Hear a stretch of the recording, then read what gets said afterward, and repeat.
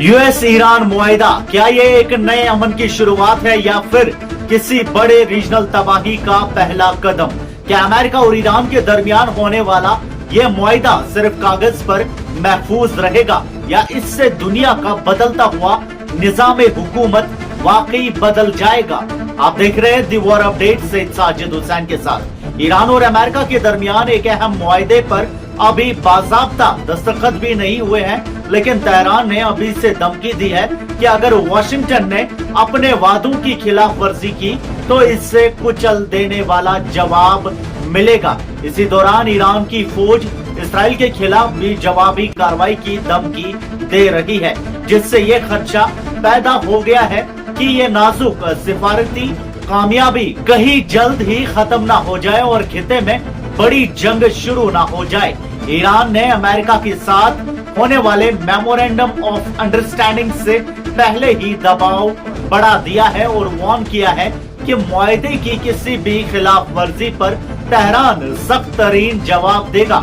ये धमकी Iranian parliament की national security and foreign policy committee के चेयरमैन इब्राहिम अजीजी ने दी, जिन्होंने जोर देकर कहा कि तेहरान मुआहिदे में शामिल शर्तों की खिलाफ वर्जी बर्दाश्त नहीं करेगा। अजीजी का दावा है कि ईरान की मजम्मत ने अमेरिका को मुज़ाकरात में स्ट्रेटजी बदलने पर मजबूर किया और आखिरकार अमेरिका तेहरान की मंजूर शुदा शराइत पर वापस आया। उन्होंने मजीद कहा कि अब वाशिंगटन को चाहिए कि वो मुआहिदे की हर शर्त पर अमल करके अपना अज़म दिखाए और लेबनान में जंग बंदी की कोशिशों का पूरा एहतराम करे। इसी दौरान एक और महाज पर भी तनाव बढ़ रहा है।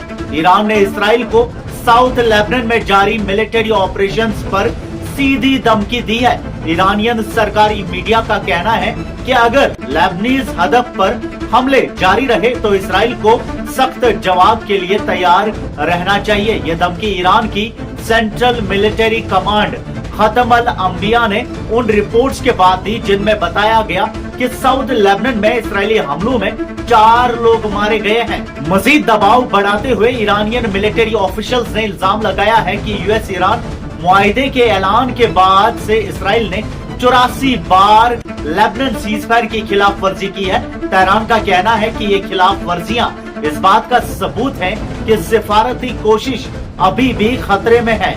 वहीं ईरान के वजीर खारजा अब्बास अरागची ने वाजे किया है कि लेबनान में जंग का खात्मा यूएस ईरान मुआहिदे पर अमल दरामद के लिए लाजमी शर्त है। उन्होंने कहा, पहले मरहले में सबसे अहम चीज जंग का खात्मा है। पीर की सुबह से जंग खत्म होने का ऐलान कर दिया गया था, लेकिन इस मुआहिदे का बाज़ाब्ता आगाज जुम्मे से होगा। अरागची ने मजीद कहा, हमारी नजर में इस मेमोरेंडम के 2 साइड्स हैं। एक तरफ अमेरिका और इसराइल है और दूसरी तरफ ईरान और हिजबुल्लाह है। लेबनान में जंग का खात्मा और इसराइली फौजों का उन जमीनों से निकलना जहां उन्होंने कब्जा कर रखा है, मुकम्मल जंग बंदी का हिस्सा है।